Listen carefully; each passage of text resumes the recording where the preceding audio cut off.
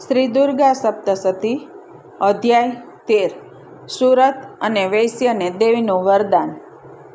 મિત્રો, આવા જ અવનવા વિડીયો સાંભળવા અને શીખવા માટે ચેનલને લાઈક, શેર અને સબસ્ક્રાઈબ કરવાનું ભૂલતા નહીં અને કોમેન્ટમાં જય માતાજી લખી દેજો।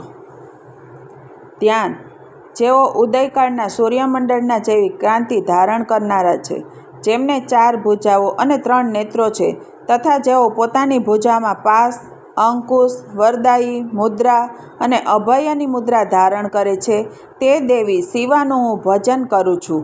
ઓમ। ઋષિ કહે છે, હે રાજન, આ પ્રમાણે મેં તમને દેવીનું ઉત્તમ મહાત્મ્ય કહી સંભળાવ્યું। જેઓ આ સંસારને ધારણ કરે છે, તે દેવીનો આવો જ પ્રભાવ છે। તેઓ જ વિદ્યા ઉત્પન્ન કરે છે। ભગવાન વિષ્ણુની માયા સ્વરૂપ તે ભગવતી વડે જ તમે, આ વૈશ્ય અને અન્ય બીજા વિવેકી મનુષ્યો મોહિત થયા છે, મોહિત થઈ રહ્યા છે અને આગળ ઉપર પણ મોહિત થતા રહેશે।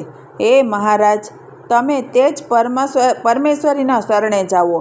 આરાધના કરવાથી તેઓ જ મનુષ્યને ભોગો, સ્વર્ગ તથા મોક્ષ પ્રદાન કરે છે। માર્કંડેયજી કહે છે, મેઘા મુનિના આ વચનો સાંભળીને રાજા સુરથે ઉત્તમ વ્રતનું પાલન કરનારા તે મહાભાગ મહર્ષિને પ્રણામ કર્યા। તેઓ અત્યંત મમતાભાવ હોવાથી અને રાજ્યનું અપહરણ થયું હોવાથી અત્યંત ખીન બની ગયેલા હતા। હે મહામુનિ, તેથી વિરક્ત થઈને રાજા તથા તે વૈશ્ય તત્કાળ તપ કરવા ચાલી નીકળ્યા અને જગદંબાના દર્શન પામવા નદી કિનારે રહીને તપ કરવા લાગ્યા।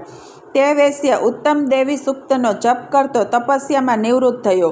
તેઓ બંને નદી કિનારે દેવીની માટીની મૂર્તિ બનાવીને પુષ્પ, ધૂપ, હવન વગેરે વડે તેમની આરાધના કરવા લાગ્યા। તેમણે પહેલાં તો ધીરે ધીરે આહાર ઓછો કર્યો, પછી બિલકુલ નિરાહાર રહીને દેવીમાં જ મન જોડીને એકાગ્રતાપૂર્વક તેમનું ચિંતન આરંભ્યું।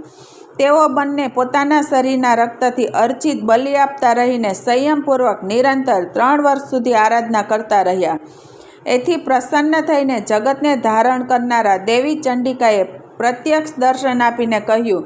દેવી બોલ્યા, હે રાજન અને પોતાના કુળને આનંદિત કરનારા હે વૈશ્ય, તમે જે વસ્તુની પ્રાપ્તિ માટે પ્રાર્થના કરો છો તે મારી પાસેથી માંગો। હું સંતુષ્ટ છું, તેથી તમને બધું જ આપીશ।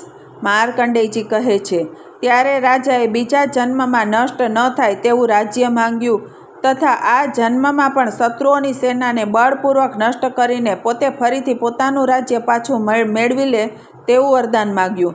વૈશ્યનું ચિત્ત સંસાર પ્રત્યે ઉદાસીન અને વિરક્ત થઈ ચૂક્યું હતું તથા તે ઘણો બુદ્ધિશાળી હતો, તેથી તે સમયે તેણે તો એવું જ્ઞાન માંગ્યું કે જે મમતાનો અને અહંતારૂપી આસક્તિનો નાશ કરનારું હોય। દેવી બોલ્યા, હે રાજન, તમે થોડા જ દિવસોમાં શત્રુઓને હણીને પોતાનું રાજ્ય મેળવી લેશો અને હવે ત્યાં તમારું તે રાજ્ય સ્થાયી રહેશે। એ પછી મૃત્યુ બાદ તમે ભગવાન વિવસ્વાનના અંશમાંથી જન્મ લઈને આ પૃથ્વી પર સાર્વણિક મનુના નામે વિખ્યાત થશો।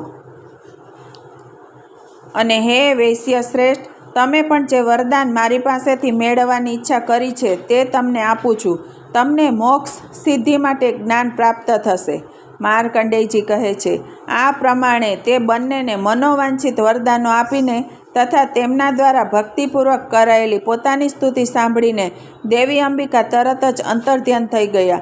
આ પ્રમાણે દેવી પાસેથી વરદાન મેળવીને ક્ષત્રિય શ્રેષ્ઠ સુરત સૂર્યમાંથી જન્મ લઈને સાર્વણી નામના મનુ થશે।